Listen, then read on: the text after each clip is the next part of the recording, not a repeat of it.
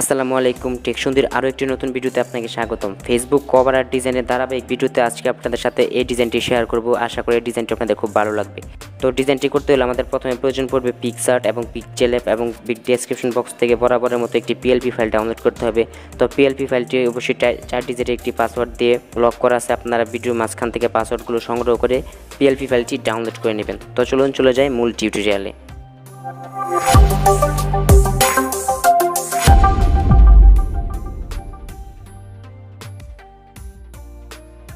অ্যাক্টিভেন্টগুলো আমাদের সামনে এরকম একটি ইন্টারফেস চলে আসবে। তারপর এখান থেকে প্লাস আইকনে ক্লিক করব এবং এখান থেকে আমরা আমাদের গ্যালারির ফটোগুলো দেখতে পাবো। তো আমাদের যে ফটোটি প্রয়োজন আমরা সেই ফটোটি সিলেক্ট করে দেব।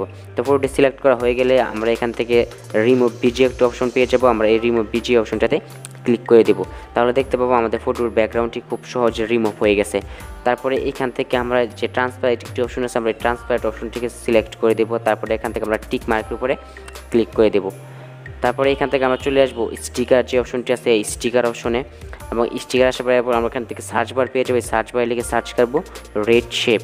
তো রেড শেপ লিখে সার্চ করলে আমাদের সামনে ঠিক এরকম একটি ইন্টারফেস চলে আসবে। তো আমরা এখান থেকে আমাদের রেড শেপটি খুঁজে বের করব।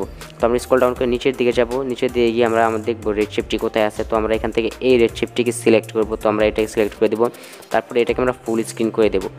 ফুল স্ক্রিন করা কমপ্লিট হলে এবার নিচের দিকে আমরা ব্লেন্ড একটি অপশন পেয়ে যাবো। আমরা ব্লেন্ড এই অপশনটাতে ক্লিক করে দেবো। তারপরে এখান থেকে আমরা মাল্টিপলটাকে সিলেক্ট করে দেব।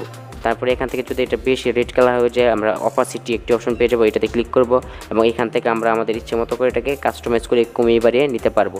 তো আমি এটাকে 18 করে দিলাম। তারপরে এখান থেকে আমরা টিক মার্ক যে অপশনটি আছে এটাতে ক্লিক করব এবং ডাউনলোড আইকনে ক্লিক করে এটা আমরা আমাদের গ্যালারিতে সেভ করে নেব। পিক্সেলঅ্যাপ অ্যাপটি ওপেন করলে আমাদের সামনে ঠিক এরকম একটি ইন্টারফেস চলে আসবে। দেন এখান থেকে 3 ডট অপশনে ক্লিক করব এবং এখান থেকে ওপেন .plp ফাইল অপশনে ক্লিক করব। তারপর এখান থেকে .plp এটাতে ক্লিক করব এবং এখান থেকে আমরা আমাদের ডাউনলোড করা পিএলপিটি দেখতে পারবো। তো এটাতে ক্লিক করে দেব। দেন এখান থেকে ওপেন অ্যান্ড অ্যাড এটাতে ক্লিক করব। তাহলে আমরা দেখব আমাদের পিএলপি ফাইলটি এখানে অ্যাড হয়ে গেছে। তো আমরা এখন এটাকে এডিট করব। তার জন্য প্রথমে লেয়ার এই আইকনটাতে ক্লিক করব। লেয়ার আইকনে ক্লিক করলে আমরা এখান থেকে আমাদের প্রথমে ছবিটাকে রিপ্লেস করবো। তার জন্য প্রথমে ছবিটার উপরে ক্লিক করবো, এটাকে আনলক করবো এবং সিলেক্ট করব।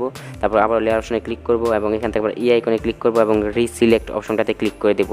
তারপরে এখান থেকে আমরা একটু আগে পিকচার থেকে যে ফটোটি সেভ করেছিলাম সেই ফটোটি দেখতে পাবো, এটা সিলেক্ট করব। তারপরে এটা আমরা টিক মার্কে ক্লিক করব এবং এইখানে নিয়ে আসবো। তারপরে এখান থেকে আমরা আমাদের পজিশন মতো এটা আমাদের ঠিকঠাক জায়গায় বসিয়ে দেব। তারপরে এখান থেকে আবার আমরা লেয়ার অপশনে ক্লিক করে দেব। তারপরে এটাকে আমরা লক করে দেব এবং এইখান থেকে আমরা আমাদের নামগুলোকে এডিট করব। তার জন্য আমরা প্রথমে নামটাকে সিলেক্ট করব। তারপরে এখান থেকে এডিট আইকনে ক্লিক করব এবং পেন্সিল আইকনে ক্লিক করব এবং এখান থেকে আমরা আমাদের যে নামটি আছে সেই নামটি লিখে দেব।